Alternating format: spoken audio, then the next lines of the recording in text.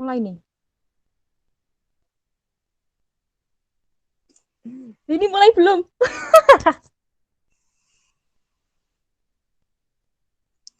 Yuk, bisa dimulai. Assalamualaikum warahmatullahi wabarakatuh. Waalaikumsalam. Perkenalkan, kami dari kelompok 6. Kami akan memaparkan dan menjelaskan sedikit tentang resume yang telah kami buat. Pertama-tama, kelompok 6 terdiri dari saya sendiri, TK Kirana, dengan NIM 41014195150. Yang kedua ada Galuh Rohmah Fitriana dengan NIM 41014199168. Yang terakhir ada Marisa Wirdatu Badiah dengan NIM 41014199174. Lanjut.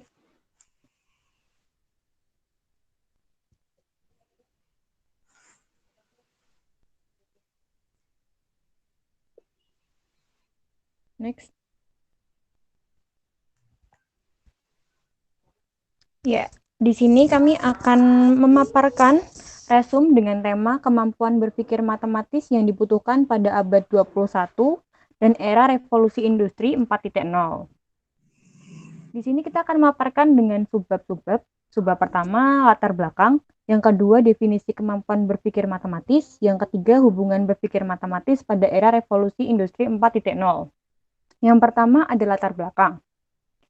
Berpikir merupakan cara seseorang untuk memproses dan mengungkapkan suatu ide atau gagasan dari pikiran individu itu sendiri. Pendidikan sendiri memiliki arti sebagai usaha sadar guna mencerdaskan dan meningkatkan taraf hidup. Pendidikan menjadi bukti bahwa dibutuhkannya suatu cara mempelajari ilmu agar dapat dipahami secara utuh. Hal ini menjadi tantangan pendidikan untuk menciptakan lulusan yang berdaya saing tinggi. Salah satu cara menciptakan lulusan yang berdaya saing tinggi di era revolusi industri ini adalah dengan mengembangkan kemampuan berpikir secara matematis. Yang kedua ada definisi kemampuan berpikir matematis menurut para ahli. Next.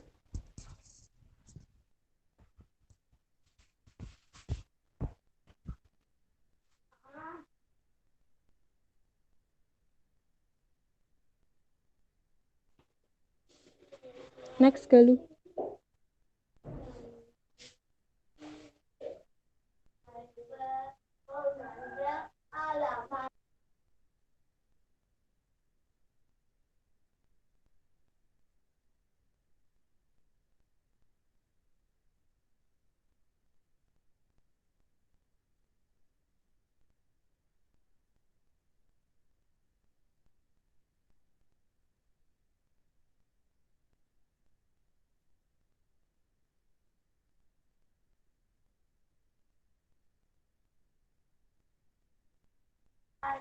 Baik, yang kedua ada definisi menurut para ahli. Ahli di sini ada Mason, Wijaya, Siswono, Sumarmo, dan Glaser. Mason mengatakan pikiran matematis merupakan proses dinamis yang dengan meningkatkan kerumitan pikiran yang bisa ditangani, mengembangkan pemahaman kita. Dengan teman-temannya dia juga mengungkapkan bahwa berpikir matematis adalah sebuah proses dinamis yang memungkinkan kita untuk meningkatkan kompleksitas ide dan memperluas pemahaman matematika.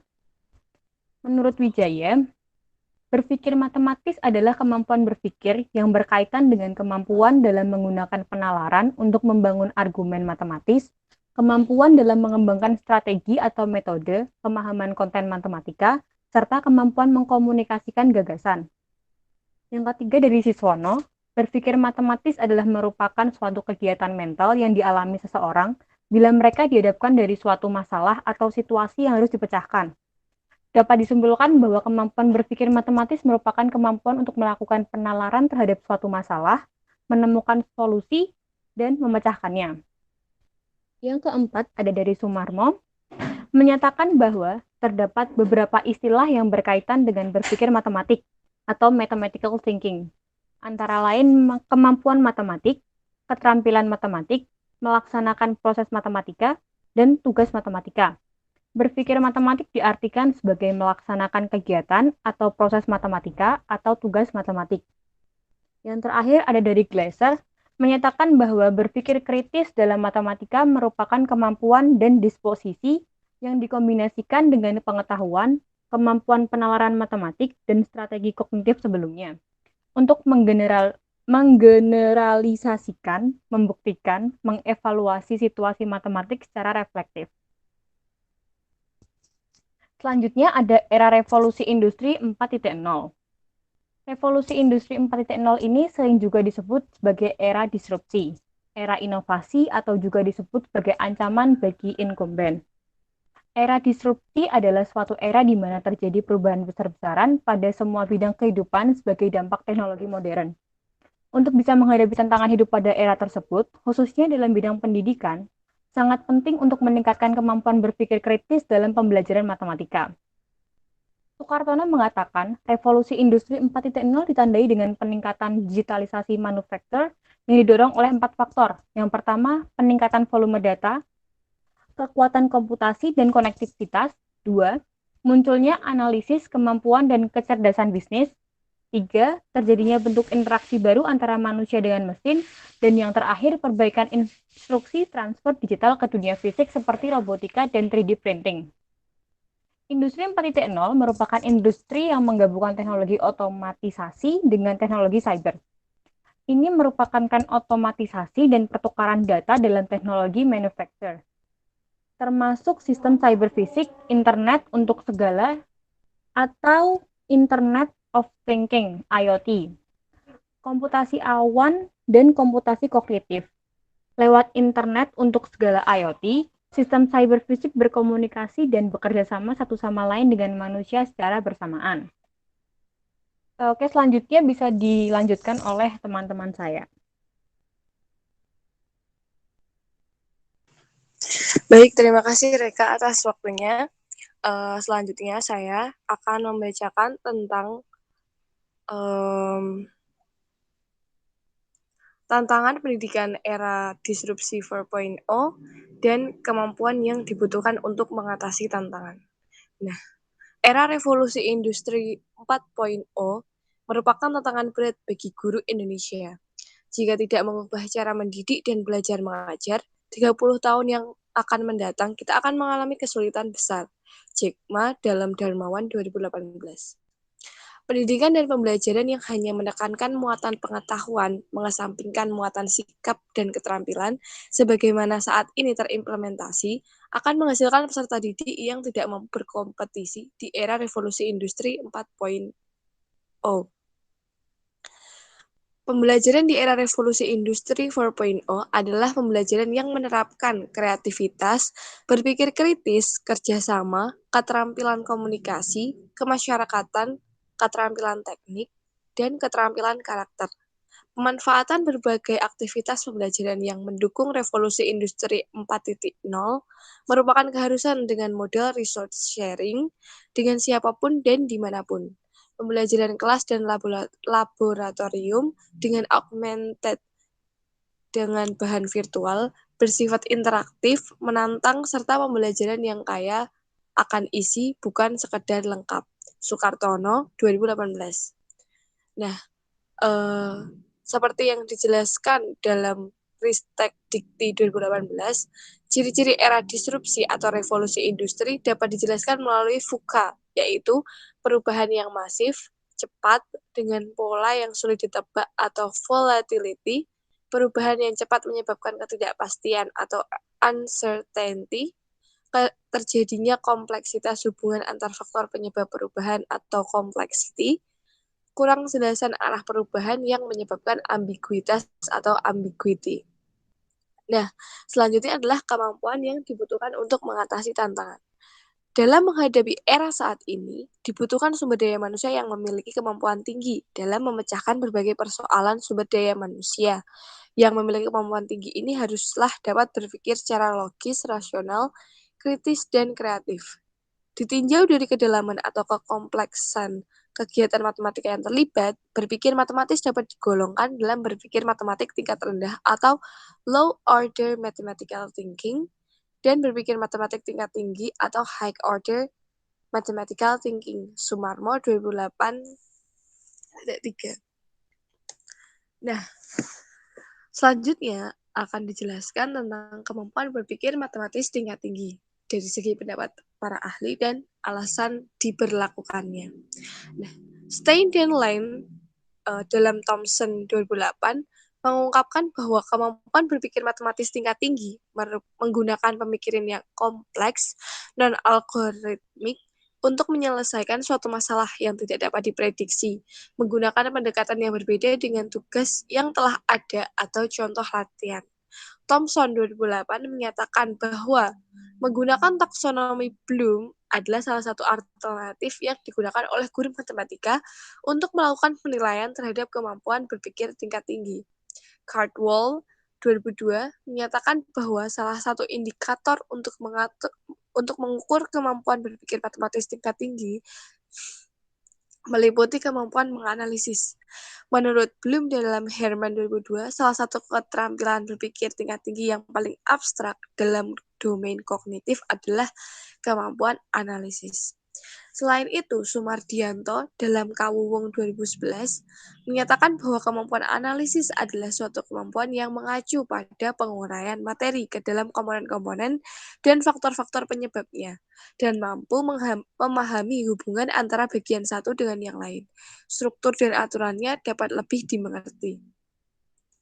Proses analisis memerlukan identifikasi dari komponen bagian dan keterhubungan antar bagiannya, sehingga output dari proses belajar seperti ini mempresentasikan berpikir tingkat tinggi, karena menurut pemahaman dari isi maupun struktur dari material yang dipelajari.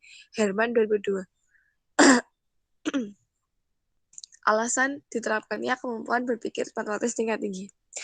Keterampilan berpikir tingkat tinggi sebagai critical and creative thinking sangat relevan dengan pembelajaran matematika era revolusi industri 4.0.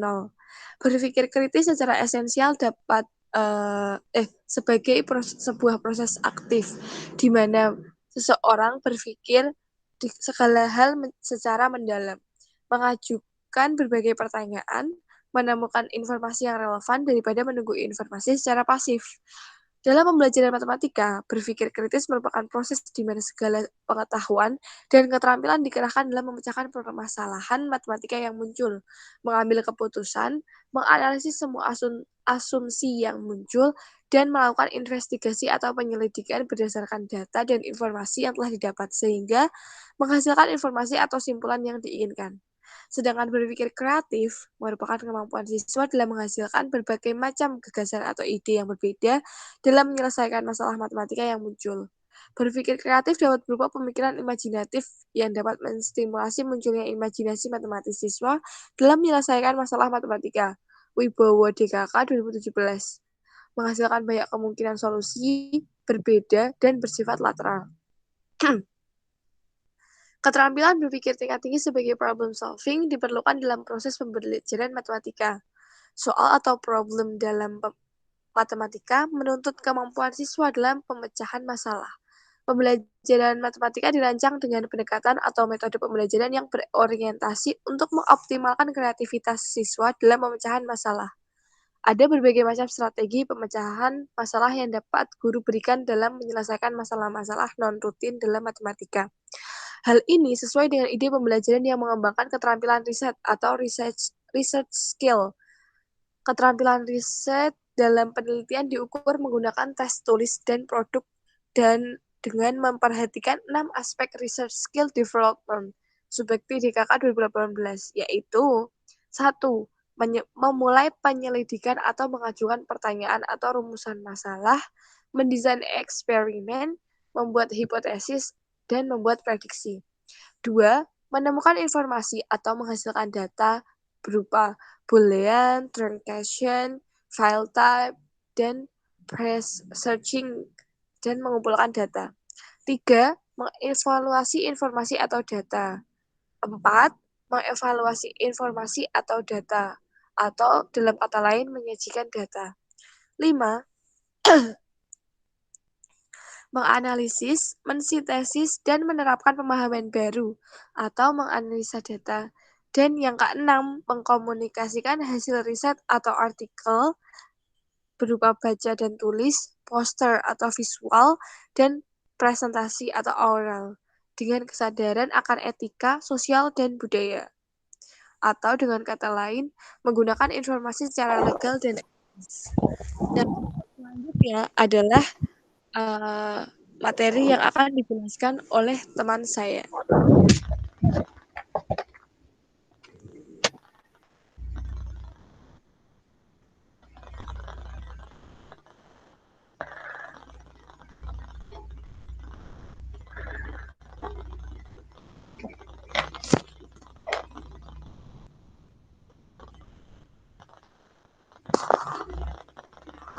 Tolong untuk Galuh, next slide.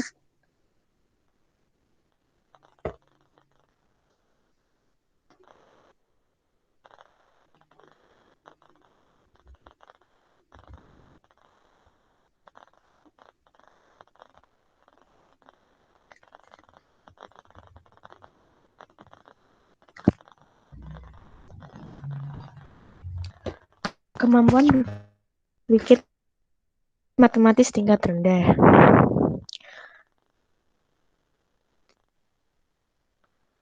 Berpikir matematik tingkat rendah meliputi pemahaman tingkat rendah seperti mengenal dan pemahaman mekanikal, komputasional, instrumental, know-how tool. Berpikir matematik tingkat tinggi meliputi pemahaman tingkat tinggi, pemahaman rasional, relasional, fungsional, knowing. Berpikir kritis matematis, kreatif matematis, dan intuitif. Selain berdasarkan kedalaman atau kekompleksan kegiatan matematika, berpikir matematis dapat dikelompokkan berdasarkan jenis kemampuannya dalam matematika. Menurut Sumarmo 2008, yaitu 1. Pemahaman konsep, 2. Pemecahan masalah, 3. Penalaran dan pembuktian, 4. Komunikasi, 5. Koneksi, 6. Representasi. Peningkatan kualitas SDM merupakan salah satu bagian dari prioritas dalam pelaksanaan program Making Indonesia 4.0. SDM adalah hal yang penting untuk mencapai kesuksesan pelaksanaan Making Indonesia 4.0. Indonesia berencana untuk merombak kurikulum pendidikan dengan lebih menekankan pada STEAM, Science, Technology, Engineering, the Arts, and Mathematics, menyelaraskan kurikulum pendidikan nasional dengan kebutuhan industri di masa mendatang. Indonesia akan bekerjasama dengan pelaku industri dan pemerintah asing untuk meningkatkan kualitas sekolah kejuruan, sekaligus memperbaiki program mobilitas tenaga kerja global untuk memanfaatkan ketersediaan SDM dalam mempercepat transfer kemampuan.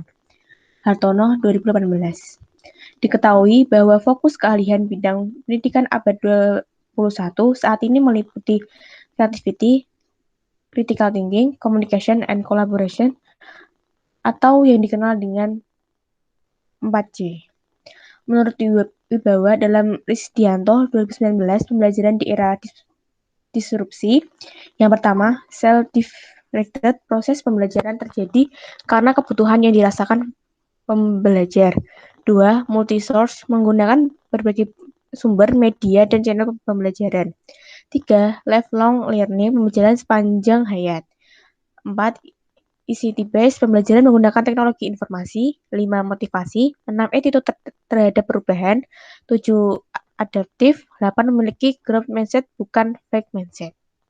Pemerintah juga harus mengantisipasi dampak negatif dari industri 4.0 seperti disruptif teknologi. Kehadiran disruptif teknologi ini akan membuat perubahan besar dan secara bertahap akan mematikan bisnis tradisional. Satya 2018. Permasalahan pada era revolusi industri 4.0 membutuhkan kompetensi atau skill yang baru. Dalam laporannya, Forum Ekonomi Dunia menyampaikan bahwa dalam waktu 5 tahun terjadi perubahan skill utama yang dibutuhkan dalam dunia kerja.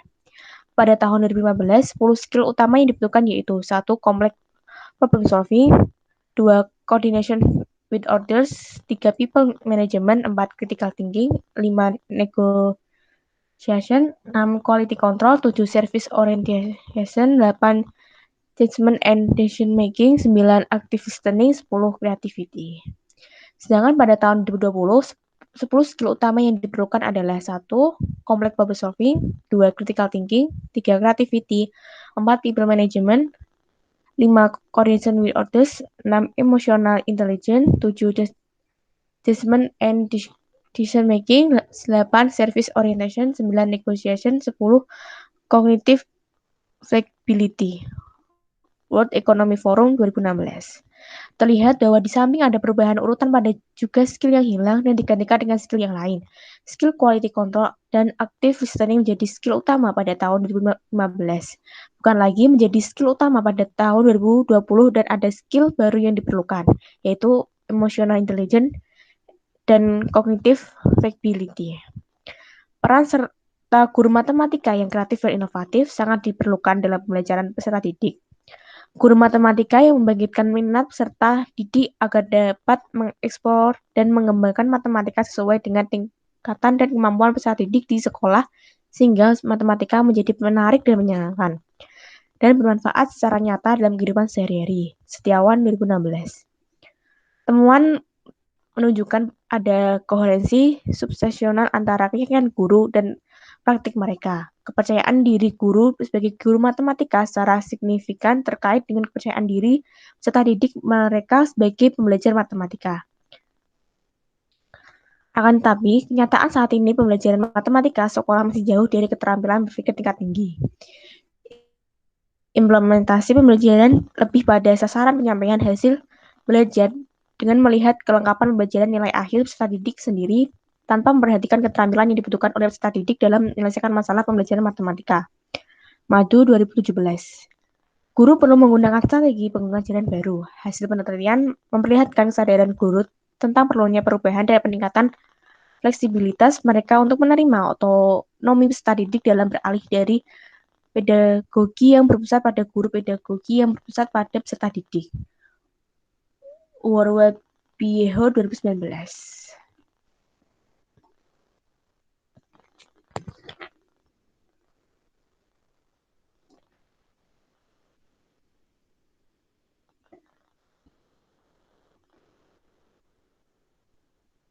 Jadi sekian